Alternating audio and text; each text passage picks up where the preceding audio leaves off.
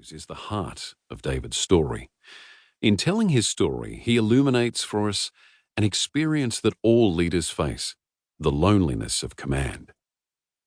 From the bombshell of the pandemic to the drama of an engine fire on MPV Everest on their eventual return journey, David tells a remarkable story of emotional turmoil, feats of courage in difficult weather conditions, and the challenge in leading 23 people in extraordinary circumstances in perhaps the harshest environment on Earth. It is a very personal story, laying bare his frustrations, uncertainties, and concerns. It is a story for everyone in a leadership position, for all will travel on this journey. My advice is to read this book and urge others to do so. David's story reminds us of the strength of our human will and our ability to overcome the most difficult challenges. This book will hopefully excite others to take on the challenges of leadership in our country. His Excellency General the Honourable David Hurley, ACDSC retired, Governor-General of the Commonwealth of Australia. Preface. Based in the Tasmanian city of Kingston, just outside Hobart, the Australian Antarctic Division, or AAD, is responsible for managing the Australian Antarctic Territory and Australia's two sub-Antarctic islands of Macquarie Island and Heard Island. The AAD's main role is to manage Australia's three permanent Antarctic stations, Casey, Davis and Mawson, which are accessible only in the summer months, when warmer weather allows access to the Antarctic continent. The AAD also manages the station at Macquarie Island on behalf of the Tasmanian government.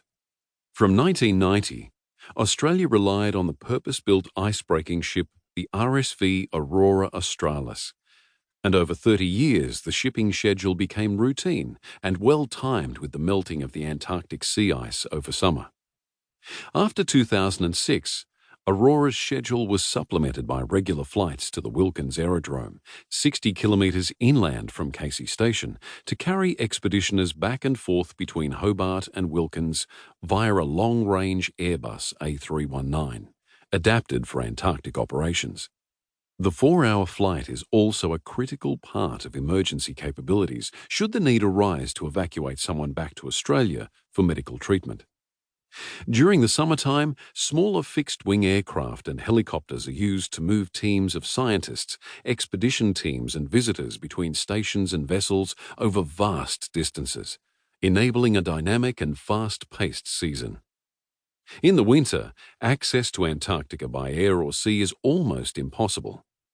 With thick pack ice blocking maritime access, hurricane-strength winds, temperatures as low as -50 degrees Celsius, and near total darkness. The Australian Antarctic Program includes all those who work and conduct research at Australia's stations and on AAD voyages, even though many of the participants are in non-scientific roles, such as engineers, doctors, tradesmen, pilots, and aircrew. They are collectively known as expeditioners, in recognition of the unique challenges and work required to operate and survive in the harsh Antarctic wilderness.